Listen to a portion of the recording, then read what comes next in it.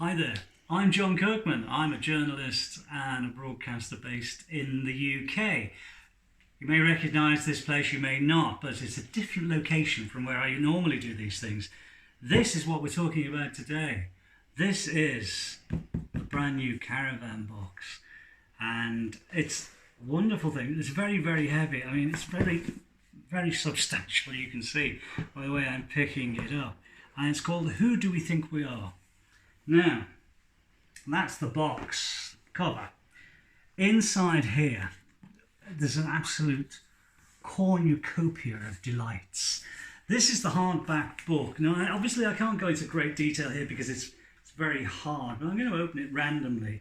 So you got some idea of some of these wonders contained within this book. Lots of information, lots of clippings, photographs, many of which I've not seen before, I have to say. And I've kind of been into Caravan since the Land of Grey and Pink. And I was a mere whippersnapper of 13. But it's great. And in the back, so we go back a few pages here, really in Japan, we're starting at the front one, because the Japanese books and publications, all the magazines that they do, they all start from that end, this way.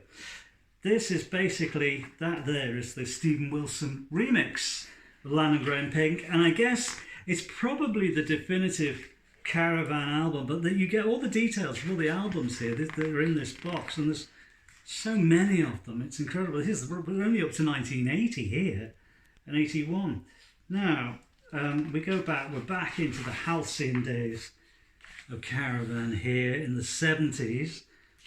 That was the last Caravan album in the 70s, Better by Far. And here we go to the classic era. First Caravan album, Who Do We Think We Are? Or If I Could Do It All Over You, I'd Do It Again. Land of Grey and Pink, and then of course the Land of Grey and Pink Stephen Wilson remix. It spots all the various Caravan members here have been drawn. Been quite a few actually over the years, must be said. The great thing is the Caravan have a brand new album due in October of 2021, so they carry on. I've worked with these boys lots and lots of times over the last few years. They're a wonderful group and a fabulous bunch of guys. They're great to work with. And they have such a legacy in terms of recordings, as you will see in this box. Now, it's limited to 2,500 copies worldwide, which sounds like a lot, but it isn't really. Now here you've got some promo sheets. This, I think, is the promo sheet for girls who grow plump in the night. That's hence the little band there. Okay, so you get stuff to look through there. Here are some posters. Now, look at this. This is, apologise, or I apologise if I get this the wrong way up. Let's see, there you go. Look at that. These are the sort of things you would see on walls in concert venues in the 70s and late 60s as well. That is pretty impressive, I have to say. It would look wonderful in a frame. And if you can get any of the guys to sign it, well, even better. Here's another poster. Again, this is a slightly larger poster. And again, this is the sort of thing you would see on the walls inside venues, etc. I think that is the right way up. How about that? Isn't that amazing? And again, if you get the guys to sign it, it would look absolutely stunning in a frame. And these things are put together by people who know a lot about the band and obviously about the fan base and what they want. Here we have some more stuff for you to see. This is a concert program for, I think, Blind Dog of St Dunstan's. That's the cover there on the back. And what you get here, because I'm pretty sure they played the Liverpool Empire, typical standard program of the time in the 70s. Again, Mike Wedgwood there on bass, who'd replaced Richard Sinclair. Actually, he replaced John G. Perry, who replaced Richard Sinclair. And he did actually write some material for the band as well. But there they go. No, these are the sort of things I forget how good some of these programs actually were at the time. And you'd pay probably pay about 50p for that. which is incredible. Here's another wonderful, I don't know whether this is just a promo setup or not, but look at the photos in here. These are really, really great. There's Pi Hastings, of course, there. Richard Coughlin on drums. There's just so many. There you go. Jan Shellhans. From Liverpool. Good friend of mine. Great keyboard player too. Played in Camel as well, as has David Sinclair. And like I said, the Caravan are a legendary band. I suppose they would be called a heritage band now, but they're still making new albums and new music. So really, where does a band stop being a heritage and a legacy band and still a living, breathing band? I think they still are a living, breathing band. That is, of course, Tony Visconti. Tony Visconti produced the Better By Far album, which was their first, and I think last for Arista, because they kind of ceased trading as a working band then, and then they did 2 albums with the original lineup, I think, well, almost original lineup, in 1980 and 81. I think one was just called Caravan, the other one was Back to Front. Jeffrey Richardson, of course, long-time member. Jeffrey joined for the album Girls Who Grow Plump in the Night, and there, very, very nice gentleman indeed. He was originally the bass player in Noel Redding's band, Fat Mattress. Jim Leverton, lovely man, very funny as well, great sense of humour. But then you find most musicians do have a great sense of humour. Again, lots of information in here. Look at all those there. These things are wonderful to get in these packages. Now, here's something that's really, really great. I love this. This is the Map of Canterbury, and where you've got things where the band lived originally. Isn't that great? Done very much in the style of In the Land and Growing Pink. So, if you're ever down in Canterbury, then you will no doubt be able to follow this map and go and visit the sites that are Caravan connected.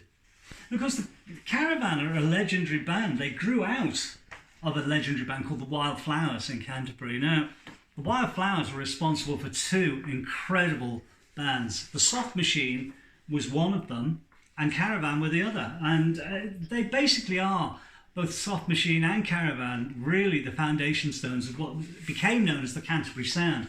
Here is a family tree, and you'll see lots of connections on this family tree.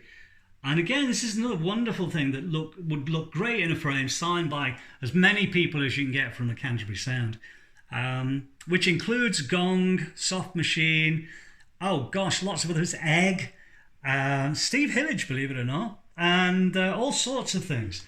So there's lots and lots of information here on this. You can pore over these while listening to the music. Now, I don't want to take all of these out, but what I will do with this particular pile, you get all the albums piled up, right, with a band around them. So essentially, you get all these albums in miniature cardboard sleeves. So that's the first Caravan album. Again, gatefold, so it's very nice. This was originally on the Verve record label.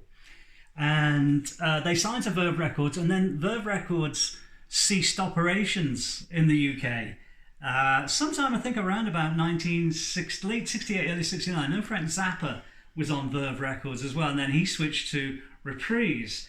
And then, of course, Caravan switched to Decca, and they made that album there, which is, if I could do it all over again, I would do it all over you. I'm sure it's quite smutty, which is what we want.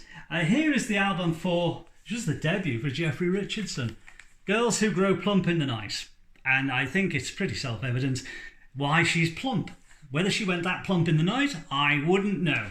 But it certainly had something to do with it. There's a picture of the band as it was then. It's got a great track on here called The Dog, He's At It Again. Fabulous track. If you look on YouTube, you will find the video for that. Is they filmed it for the BBC for the Old Grey Whistle Test, and they filmed it in a studio that the BBC owned, where they did a lot of sessions and things like that, and it's absolutely wonderful.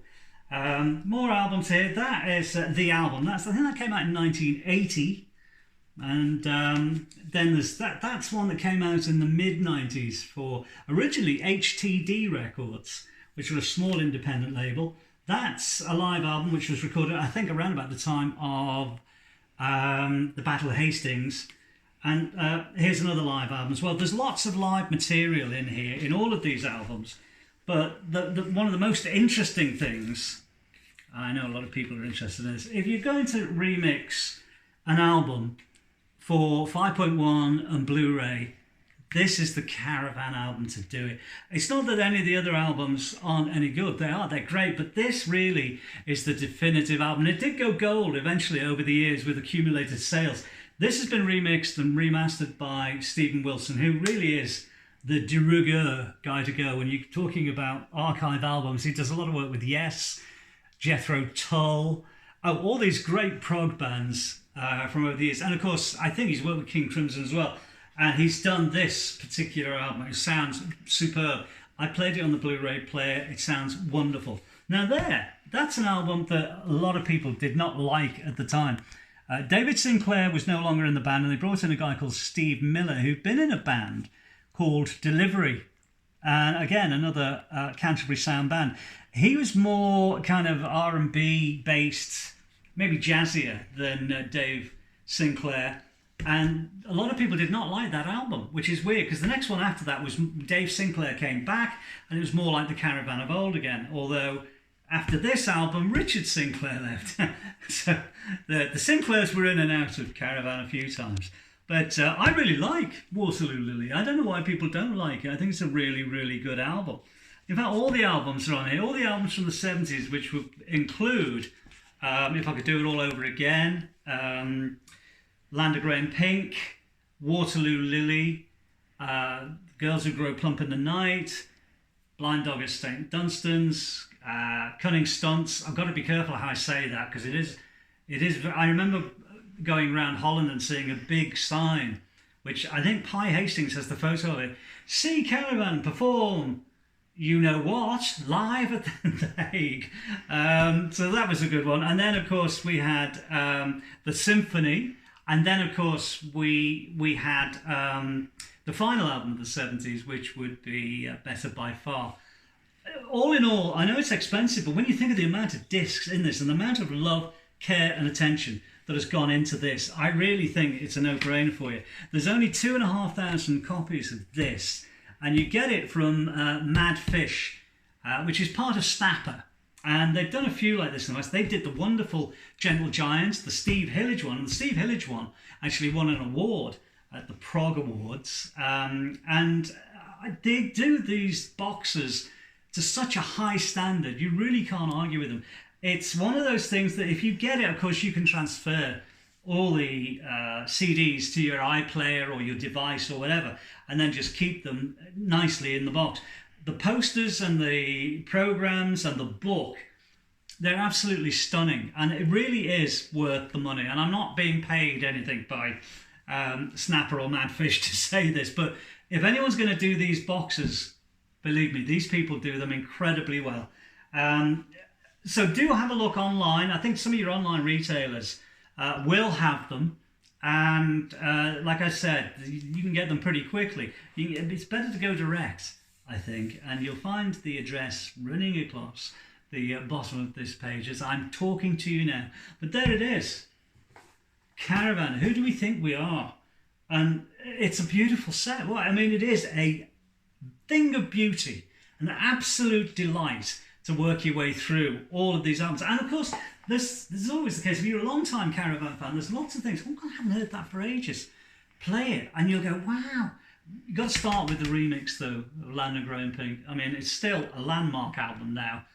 And the great thing is, not only do you have the box set, you've got a brand new Caravan coming in October. I think it's called Mind Your Own Business. But of course, they don't want you to mind your own business. They want you to buy it.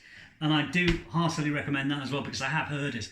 But as for a box set, this is the thing to have. It is a thing of beauty. And if you're a Caravan fan, you've just got to have it.